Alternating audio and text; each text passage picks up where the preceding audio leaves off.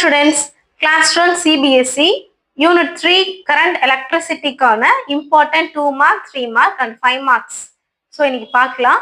Already last 2-3 வீடியோஸ்லேயே வந்து நிறைய students வந்து ரெஸ்பான்ஸ் பண்ணியிருந்தீங்க. அவங்க எல்லாருக்கும் ரிப்ளை பண்ணிட்டு தான் இருக்கும். ஸோ ஃபர்தராக இப்போ இருக்கிற வீடியோஸ்லையும் டவுட் இருந்தால் கண்டிப்பாக கேளுங்க, நான் ரிப்ளை பண்ணுவேன்.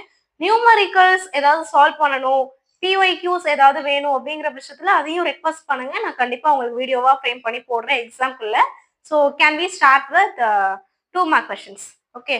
So 2 markல first 2 mark என்னன்னா Ohm's law. So Ohm's law formula இருக்கும். You have to must write the formula for that. Okay. Page number 95. Then second question mobility, which is in page number 100. Then third question charges in clouds. It is in blue box. ஒரு blue boxல இருக்கு இது.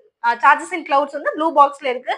கண்டிப்பா நீங்க அதை படிக்கணும். அதுல hint points மட்டும் நீங்க படிச்சுக்கோங்க. 2 markல உங்களுக்கு ரொம்பவே அது ஹெல்ப்ஃபுல்லா இருக்கும். Then fourth question Kirchhoff's rule, which is in page number 150.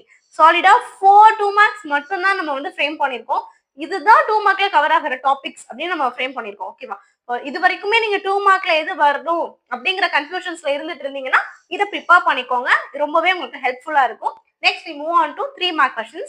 So 3 markல first question என்ன அப்படின்னா resistor series and parallel, page number 107. Then second question cell in series and parallel, which is in page number 130.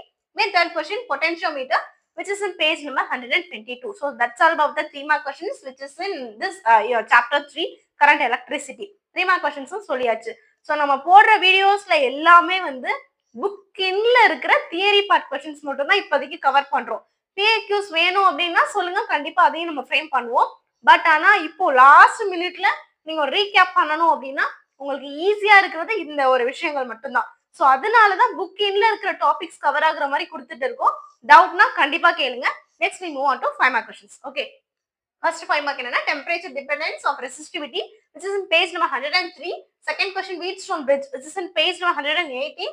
Then third question meter bridge, page number 120. So 5 marks பொறுத்த வரைக்கும் கண்டிப்பா நீங்க diagram போட்டுதான் ஆகணும், derivations போட்டுதான் ஆகணும், தியரி பார்ட் கண்டிப்பா எழுதிதான் ஆகணும். உங்களோட ஓன் ஸ்டைல்ல கண்டிப்பா நீங்க எழுதலாம். பட் ஆனா அதுல வந்து ஷியோரான விஷயங்கள் எல்லாமே கண்டிப்பா இருக்கணும். ஸோ அதுல இருக்கிற கீ பாயிண்ட்ஸ் என்னென்ன, எதெல்லாம் எழுதுனா ஃபுல் மார்க் கிடைக்கும் அப்படின்னு கேட்டீங்கன்னா கேளுங்க. தனியா ஒரு கொஸ்டினோட எக்ஸாம்பிளோட நான் உங்களுக்கு பண்ணி காட்டுறேன்.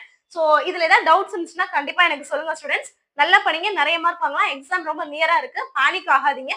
கண்டிப்பா உங்களால நல்லா பண்ண முடியும். Thank you students.